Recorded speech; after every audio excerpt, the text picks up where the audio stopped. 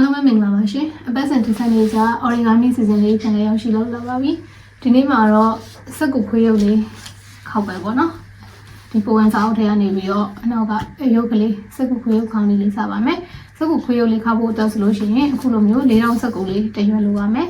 ၄တောင်စက်ကူလေးကိုအဆင့်1အနေနဲ့ပထမဦးဆုံးဒီအလဲကနေတောင်းဖြတ်လေးခောက်ချပါမယ်ပြီးတော့လို့ရှိရင်ဒီမှာဒီကနေဒီတစ်ဖြတ်ပေါ့နော်အဲ့ဒါလေးကိုထပ်ဝက်ထပ်ပြီးတော့ပိုင်းလိုက်ပါမယ်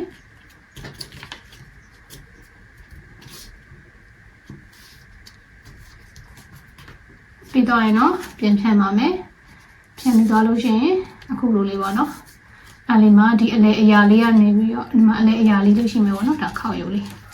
ကိုပြန်ဖြတ်လိုက်ပါမယ်ပြီးတော့လို့ရှိရင်တော့နရွက်လေးလုပ်ဖို့အတွက်ဒီနားလေးကနေပြီးတော့ဒီလိုလေးခောက်ချလိုက်ပါမယ်ဒါရင်နောက်ထပ်နေရွက်တစ်ဖက်ကိုအခုလိုလေးခောက်ပါမယ်ဒါဆိုရင်တော့ဒါခေါင်းပုံစံလေးပေါ်သွားပြီပေါ့နော်ဒီဘက်နေရွက်လေးကိုခောက်ပြီးခောက်လိုက်ပါမယ်အခုဆိုနေရွက်နှစ်ဖက်ရသွားပြီပေါ့နော်နေရွက်နှစ်ဖက်ခောက်ပြီးသွားလို့ရှိရင်မလေးလုံးမလဲဆိုတော့အောက်ကနေပြီးတော့ဒီမှာအဆက်ကလေးပေါ့နော်ခောက်လိုက်ပါမယ်ဒါဆိုရင်တော့ဒါခွေးရုပ်ပုံစံလေးရသွားပြီပေါ့နော်အဲ့ဒါအောင်မှသူ့ကို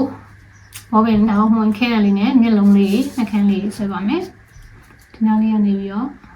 မျက်လုံးလေးတစ်လုံးဆွဲမယ်စာလုံးရေးတစ်လုံးလေးရေးလိုက်ပါတော့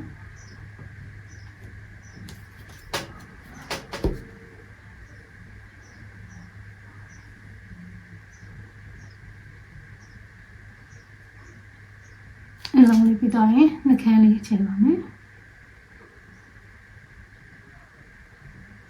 ကြောင်စုံလေးနဲ့ချဲလို့ရတယ်နော်